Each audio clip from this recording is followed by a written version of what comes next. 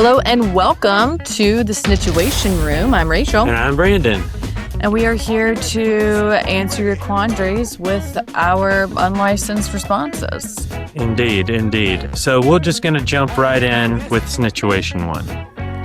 Hey Snitches, my best friend is a functioning alcoholic and I'm stuck between saying something and losing her, or saying nothing and watching it get worse.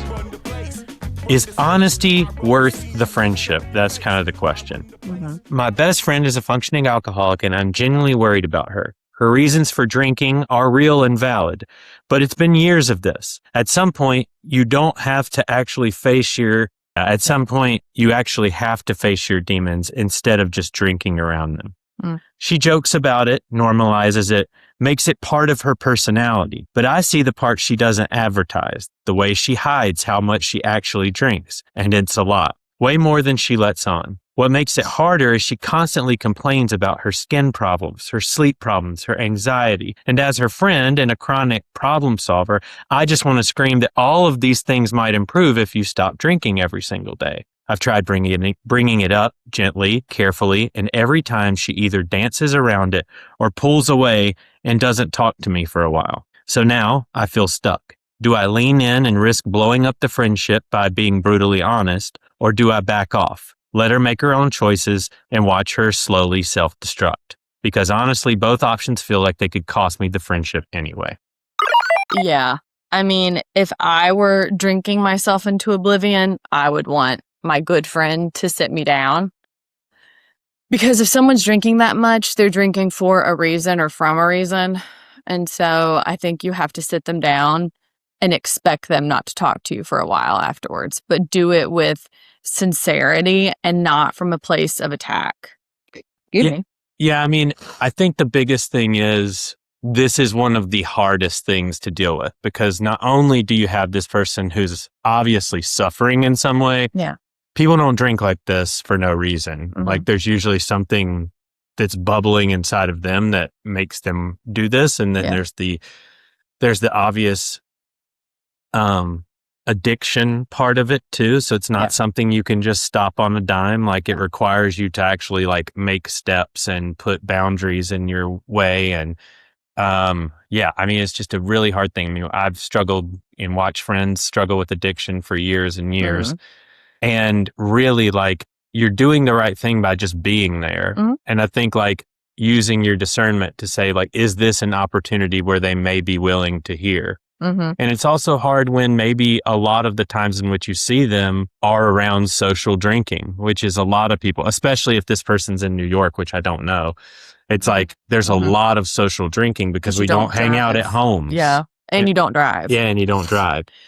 Yeah, I mean, I think one way of approaching it would be to talk about the drinking as like a sidebar almost, just to say like, look, I know we joke about your drinking, but I am a little concerned about it, but I want to know like what is causing it. Like, I'm not trying to judge you. I know we all have our different thresholds, but like, is there something deeper? Is there a different way I can be there for you? Sort of let them know. When you're ready, like if ever you want to try to slow that down, I'm here with you. I'll slow down with you, whatever that takes. Because the truth is, like, until someone hits rock bottom, they're not going to get sober. Unfortunately, we've had this in our family, sobriety on both sides, and it takes a lot for someone to realize what they need to do and when they need to do it. But being that soft place to land and letting them know that, perhaps taking a detour towards what's causing it could be helpful. Yeah, I mean, I think you're right. I think at a time when you aren't drinking and when you're just hanging out, to be like, look, this is something I'm noticing. I'm not telling you what to do. I'm not telling you how to live your life. I'm just saying, like, if you, like me, are realizing this is a problem, I'm willing to do whatever I can. If it means solidarity and not drinking, if it means, you know, whatever it has to mean, like, I'm willing to be here for you. And if not, like, I'll be here when you're ready, or if it never comes, I'm still going to be here for you. Well, and I would want to know, like, why are they drinking? Are they seeking help in other ways? Are they in therapy? Like, what is causing the drinking? You know what I mean? Yeah. And do they have any other outlet to deal with whatever this original source is? Yeah, and maybe that is the whole thing. Like maybe they're waiting for somebody to ask them what's going on. Like, it seems like a lot of masking is going on. Like, oh, my skin. Oh, I'm depressed. Oh, I'm not feeling good. It's like, it seems like there's something at the core of all of that. Yeah. I would want to know how old they are too, because the way that you drink and treat your body from 35 to 45 really determines the outcome of like how you age, how your body holds up past that. And if she's in that age bracket, that is something to be concerned about and to think about and discuss. But yeah, maybe trying to figure out like what the actual source is that's causing it. Having the conversation to say like, I know this is uncomfortable. I know you don't want to talk about it, and we don't have to, again, if it's something that's off limits for you, but this is something I'm noticing. And because you're my best friend, I have to talk to you about it. And just tell her what you're noticing. Tell her you're there for her, no matter what she decides to do. If she's going to keep drinking, fine, you'll be there for her. If not, also, you'll be there for her. Is probably how I would approach it. Yeah, the part that's the most scary to me is the hiding. Yeah. Is that everyone knows this person drinks, and everyone kind of already has a note that they drink a lot. Beyond that, they're already feeling the need to hide exactly how much they're drinking. And this is a person that everyone already views as somebody who has a few too many, basically. Yeah. It makes me think of that Dateline thing we were talking about the other day, where that guy was like in denial that his wife couldn't drink that whole handle. Oh, yeah. Like she never really drank that much. And then all of a sudden she has this horrific car accident that kills a bunch of people. Children. And he won't believe that it happened because she did not seem to have a problem. And then the question becomes like, was she hiding her drinking? Like, was she like a secret drinker? She's like just going off into a bedroom and having a bunch to drink and then acting like I don't drink. Like that's a real possibility. So that's self-medication. Yeah. I read a book recently about a man who got laid off and how he was like sneaking drinks throughout the day, like in his coffee, at lunch, like clear liquid drinks and stuff like that. And you just start to develop such tolerance that you're always a little buzzed, but you're never drunk. And so I could see how it would take, and that's what people don't understand. Like you see someone drink after drink after drink, and I'm like, I'd be on the floor. But once you develop that level of tolerance, like anything, it takes a lot more. So people do become more apt to like hide the volume. Right. But that will kill her. Yeah. So I think that's like, you don't strike me as a person who is wanting to like get out of this friendship because it's become difficult for you. It seems like you already realize like if I push on this, I could lose them.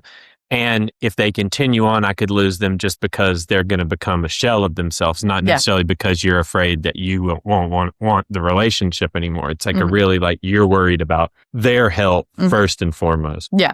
If I were in that other person's shoes and someone came to me, I think I would initially feel shame and embarrassment, but I would later feel gratitude. Yeah. Well, I think that goes for anything, right? Yeah. Like, I mean, it hasn't been alcohol for me or you, but like there have been other times where people had to come to us and say like, hey, like I see this pattern and it scares me for you. Like either you seem more depressed than usual, like what's going on? And at first you're like, don't come at me like that. But like ultimately you're like, I'm glad someone said that it's not as hard to see as I think it is. Like, it allows you. You always think you're hiding it better than you actually are. It'll allow you to put the mask down for a minute and actually evaluate, like, oh crap, like other people are seeing this. I'm not doing a very good job of like covering up this thing. Yeah, it forces you to face it, whether you want to or not. And the sooner she's able to do that, the better for her health. And ultimately, like, of course you want to hold on to the friendship, but you want to hold on to the person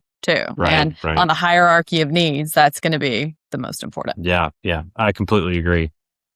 All right. That was a pretty serious one. Yeah. we usually don't get them that. We don't usually get them that serious. Oh, that makes me sad. I mean, I had a conversation with a friend, not too different from that in the last year. All right. Number 2. Okay, snitches. I need to be really clear about this. I was not snooping. Oh boy. My partner handed me their phone to look something up. While I was using it, a group chat notification popped up and my name was there. Before I could stop, I tapped it and read the messages. They were talking about me. It was an argument we'd had earlier that week, and it wasn't just venting. It felt really dismissive. They joked about me being dramatic, that I always turned everything into a big thing. One of the friends chimed in with a comment that honestly crossed a line, and my partner didn't defend me. They actually laughed along. That part is what keeps replaying in my head. And now I'm walking around with information I was never supposed to have. I know exactly how they talk about me when I'm not there. I know what they actually think in moments when they're annoyed with me. I don't know if this is how they process conflict or if this is how they really see me. Every time we talk now, it feels performative. Every disagreement feels like it's going to be recapped and workshopped in that stupid group chat later. I don't feel safe being vulnerable because I don't know who else is going to be in the room afterwards. The problem is I can't bring this up because he really values privacy. I bet he does. Yeah. No. Jesus. I really value my privacy. Wonder why. The focus will immediately be on the fact that I read his messages. Not what was said in them. I'll be the one who crossed a boundary, even though I didn't go looking for it. So what do? Do I admit that I saw the messages and risk focusing on how I found out about them or what was said? Or do I keep it to myself and let this quietly change the way I feel about him? Right now, I feel embarrassed and betrayed, and I don't know if this is something I can recover from. Well, I know my immediate thoughts, but you go ahead. No. I mean, I'll start off because there are basically two ways this can go in my mind. I think you have to confront it immediately. You've said it. Like, if you let this simmer, you're going to create a narrative that is far probably worse than it is. Like, you give him even if you gave him the immense benefit of the doubt, which I don't think you should based on even your initial reaction of how you think he'll react. But even if you gave him the benefit of the doubt, you're going to create a much worse story if you just let it bubble. So you've got to address it. And I would say, if you bring this up to him and his immediate response isn't, I'm sorry, I felt pressured because I was in this group chat and it was just the boys and I shouldn't have defended you and everything, but basically I'm a pussy. Like, if that's not the reaction, then I mean, I'd just be done with him, period. I can't imagine a world where you would ever do that to me. No. That's what I'm saying. Like, I could be furious at you. And there is not a text on my phone that is not something I would say right to your face, and nothing that is defamatory, hateful. And if anyone came at me about something mean about you and I said, haha, I've been kidnapped. Yeah. Even if I'm mad at you, even if we're not on great terms at the time, I mean, we could be divorced. And someone said that and I'd still be mad at them. And another thing about this is people give us more information. I know that you're afraid that like your partner's going to watch the show, or they're not. They're looking at this. They're not. Like, what was said? Because I'm doing what I fear that you will do if you let this stay in I'm creating the worst possible thing. Like, what are you arguing about? Is this like taking out the trash? Or is this, what? But you know how guys' chats can get. They get like really mean, typically like pretty misogynistic. And that's why I'm saying, like, give him the opportunity to apologize. But like, if he doesn't apologize to a way that makes you feel safe again, I mean, you're done. No, you should not feel safe with a man who's friends with someone who feels comfortable texting him something mean about you. No, that's true. In my opinion. And if he's not going to say anything, I mean, it's all on him. He laughed about it. Yeah, it's all. Ha-ha'd it. Yeah, that's all on him. No, get out. Run, don't walk away. You're done. You're done. I'm sorry. Pack your bags. Bye. Pack his bags. Throw them out. Did it say how long they've been in the relationship, or did it just say boyfriend? It said partner. Seems a little deeper than boyfriend then, or like this person. It does not say if they are married. I am here to tell you, if I saw that, I would be like, I would be planning my escape. Logistics. I'm like, my money. Here's what's going on. Here's how I'm laying this out. I am not even going to bring it up to him. I already know what's going on. I don't need to know more. That's me. Wow. That's me. Once I have all that planned out, then I'll bring it to him. And if he's able to explain it, okay, I'll backpedal on all my plans. But I'm going in there so that I can. Okay. All right. Well, then let me ask you this, because this is what this person's going to be dealing with in terms of your advice. Because I'm not saying you're wrong. Yeah.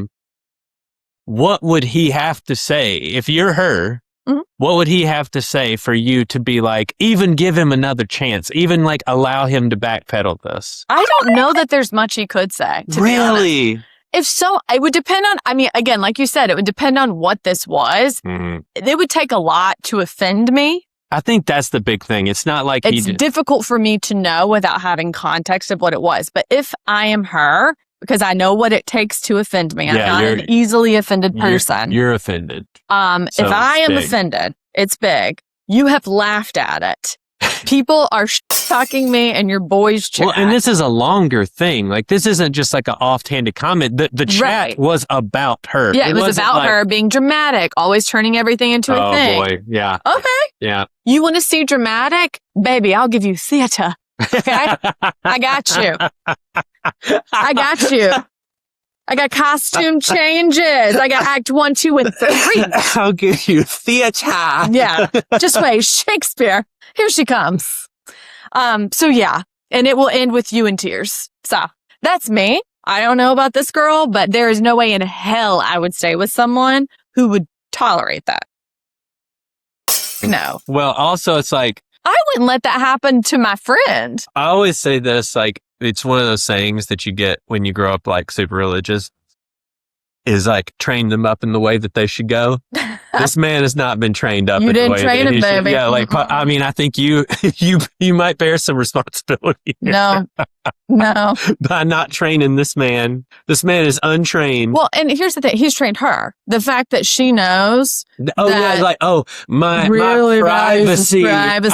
He's gonna be so upset when I tell. He handed her his phone to look at something, and a message popped up with her name on it, and he don't think she's gonna look at it. Bitch, my name comes up. I'm popping my finger on that too. Oh yeah, and I'm not a nosy person. I mean, I'm gonna say like, until there's a reason for me to look, I ain't looking. No. You know what I'm saying? I'm not looking for a problem. I got plenty of problems on my own. Right, I'm not going to go snooping for one. Right. But if I'm looking at something that you have given me and my name comes up in something, best believe I'm going to take a look.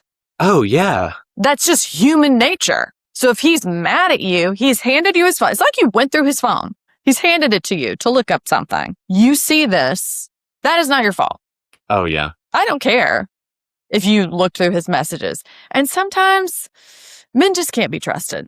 You can, but most men can't. I mean, I'll just say, like, the thing is, I'm not one of these people who believes that it's good to have the kind of transparency where you're like, just look through every single thing on my phone. Right. Like, you need to have a little bit of privacy. And even then, it's like, I don't have anything that I wouldn't want you to find. Yeah. I mean, are there things that maybe I've looked at or seen or whatever that I'm like, oh, she's going to think this is weird. Yeah. Sure. Yeah. But I'm just like, I don't have anything I'm hiding necessarily, but there are things it's like, oh, this is mine. Yeah. I'm not worried about who's going to like look and see my algorithm. Yeah. You know what I mean? Like, so like I get the privacy part. Like I'm very private with my things. Not like because I am trustworthy. It's like part of me is like, I've earned my trustworthiness. I've earned my privacy. Yeah. I feel the same way. By being loyal. Yeah. You know, I don't want you reading my journal.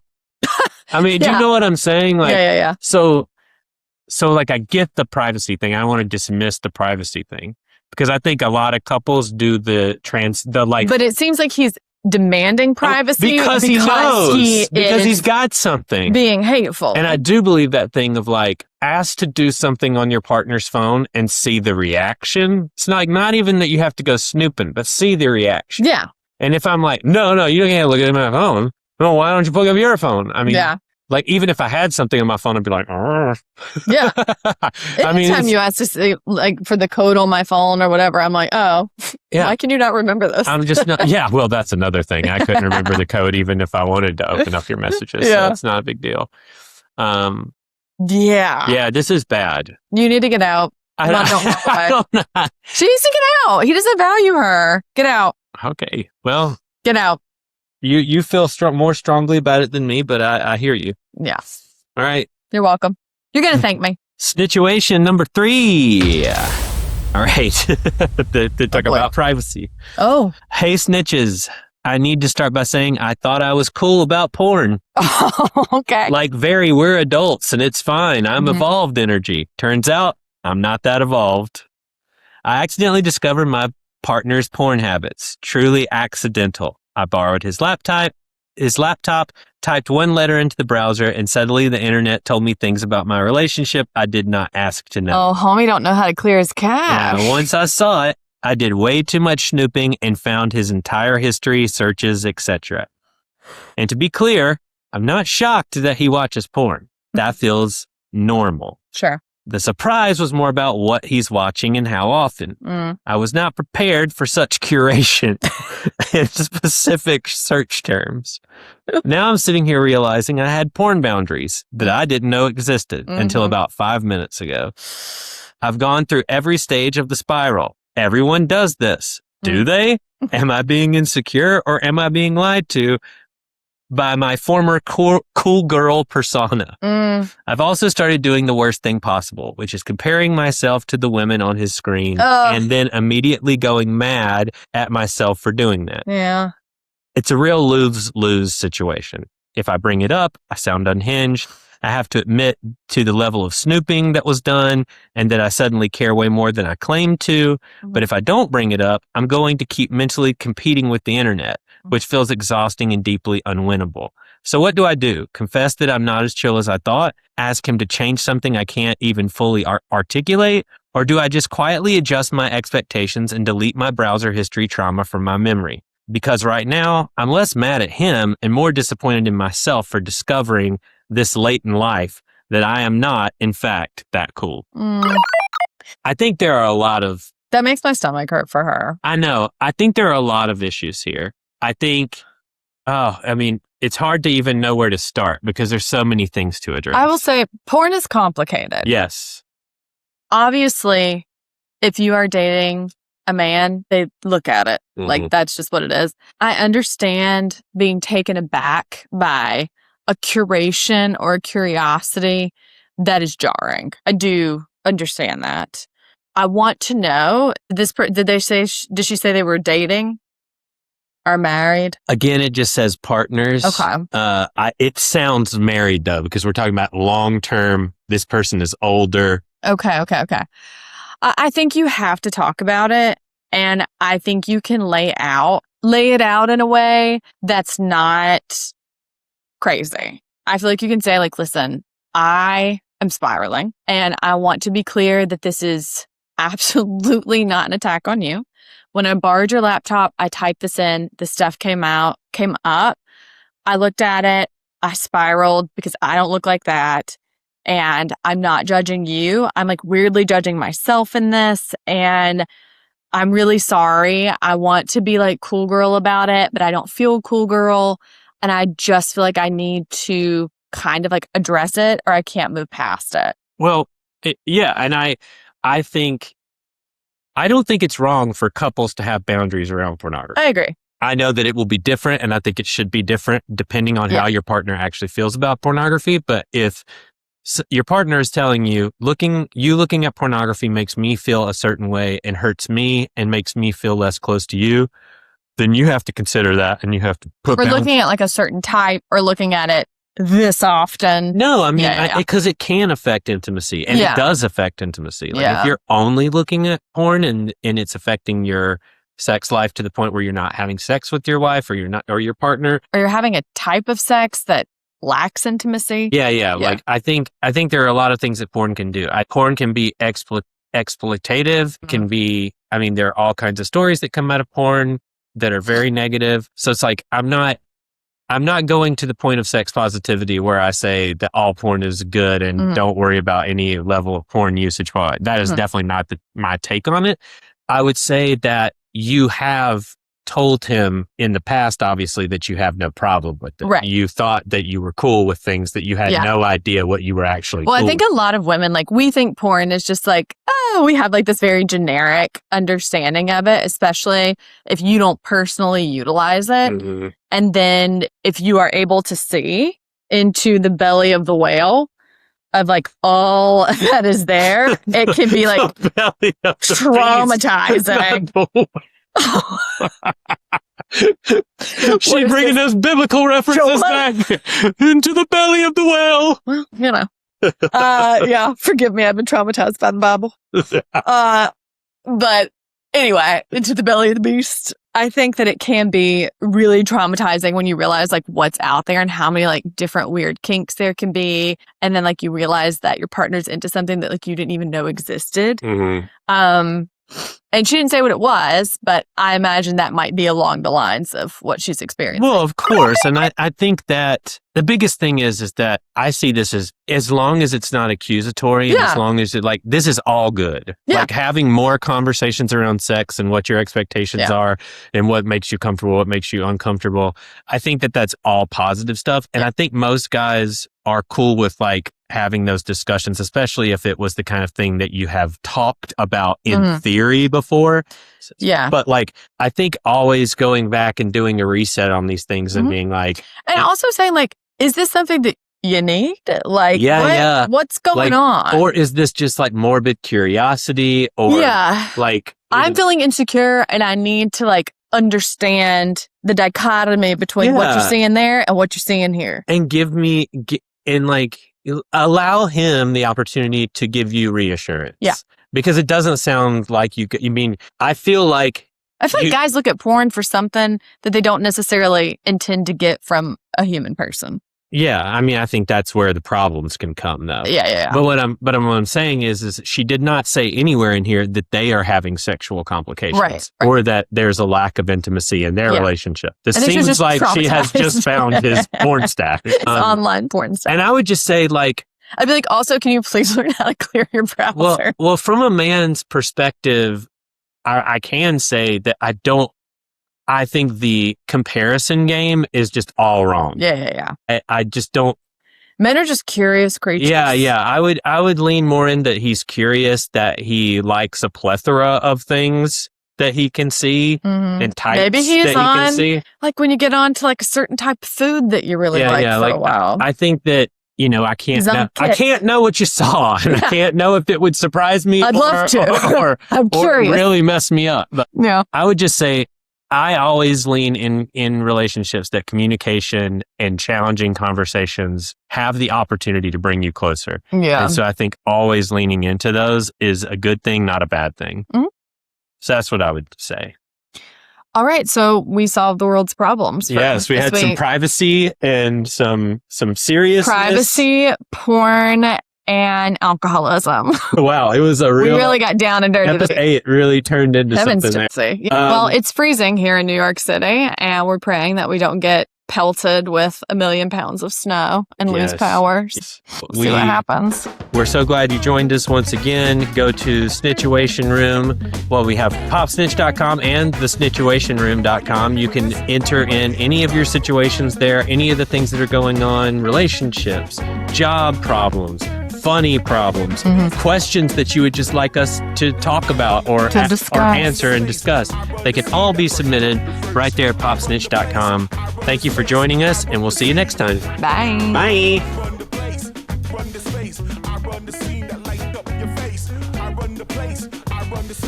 I run the scene.